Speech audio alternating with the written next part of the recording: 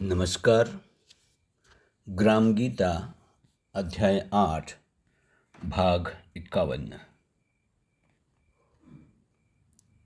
लोकांनी जरी त्याला थांबायला सांगितलं तरी तो थोडा वेळ थांबून पुन्हा आपल्या शब्दांच्या गंगेत श्रोत्यांना भिजवू लागला. त्याचे शब्द तत्वाशी धरून असतात, संशयाचं निरसन करणारे असतात, कुणाला बोचणारे नसतात, पण तरीही ते मर्मभेदी असतात. विरोधक त्याच्यावर टीका करत असले तर तो हसण्यावर नेतो. त्याच्या ठिकाणी कमालीची सहनशीलता असल्यामुळं त्याच्या तोंडून चुकूनही कुणाबद्दलही अपशब्द बाहेर पडणार नाहीत याची तो सतत काळजी घेत असतो. प्रचारक हा गोड बोलून लोकांची मनं वळवतो. लोकांच्या मनात गावाबद्दल आपुलकी निर्माण करतो. हर तऱ्हेचे प्रयत्न करून तो गावकऱ्यांना सत्कार्याला प्रवृत्त करतो. ज्यांची घरं दुभंगलेली असतात ती घरं जोडण्याचा त्याचा सतत प्रयत्न असतो. निर्दयी माणसाच्या मनात दयाभाव जागवण्यासाठी तो अथक प्रयत्न करतो आणि त्यात तो यशस्वी सुद्धा होतो. प्रामाणिक प्रचारक हा ग्रामसुधारणेसाठी कोणकोणत्या साधनांचा वापर करेल हे सांगणं अवघड आहे. कधी भजनाच्या माध्यमातून, तर कधी प्रार्थना सभांच्या माध्यमातून, तर कधी कथाकथनातून तो आपल्या विचारांचा, ध्येयांचा प्रचार करत असतो.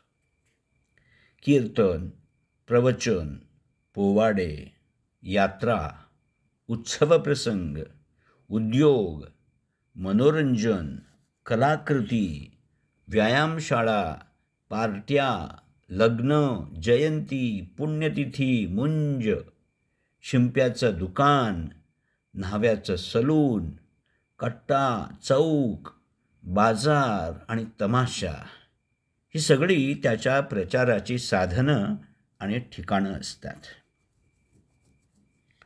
तो कुणाच्याही घरी जातो आणि पालकांच्या बरोबर संवाद साधतो आणि त्या घरातल्या माणसांची मनं वळवण्याचा प्रयत्न करतो.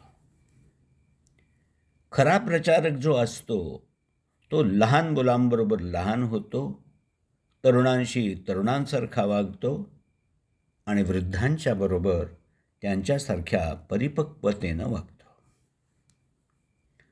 तरुण मुलं आणि मुली यांच्यात मिसळून त्यांना वेगवेगळ्या कला प्रकारात गुंतवून त्यांना समाजकार्याकडं आणि ग्रामकार्याकडं वळवतो. प्रचारक हा व्यसनी माणसांची व्यसनं सोडवण्यासाठी सुद्धा पुढाकार घेत असतो. तरतम भाव ओळखून, जनमानसाची नाडी ओळखून तो आपल्या तत्वांचा प्रचार करतो. प्रचारकाच्या अंगी नाना कला असतात. वेश असावा बावळा, परी अंतरी असाव्या नाना कळा, असं समर्थांनी सांगितलेलं आहे. त्याचं तो तंतोतंत पालन करत असतो. जेव्हा जसा प्रसंग येईल तसा आपल्या अभिव्यक्तीत बदल करून आपल्या विचारांचा प्रचार करण्यात तो वाकबगार असतो.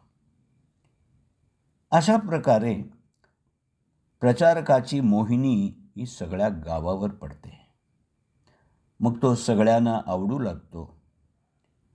त्याचा परिणाम असा होतो की गावातली माणसं त्याच्या मार्गदर्शनाप्रमाणे गाव सुधारणा करण्याच्या कामाला सुरुवात करतात आणि त्यात यशस्वीही होतात. खरा प्रचारक हा असा जादूगारासारखा काम करतो. सगळा जनसमुदाय त्याच्या मुठीत येतो. नव्या ग्रामरचनेचा शिल्पकार म्हणून तो नावाजला जातो. तो ज्ञानसंपन्न, वैराग्यसंपन्न आणि भाषणकला संपन्न असतो. त्याच्या ठिकाणी अचल श्रद्धा असते म्हणून त्याचे संकल्प सिद्धीस जातात. अशा प्रचारकानं केलेला प्रचार हा सार्वकालिक आणि सर्वांना पटणारा असतो. काय करायला हवं याच्याबद्दलच तो बोलत असतो.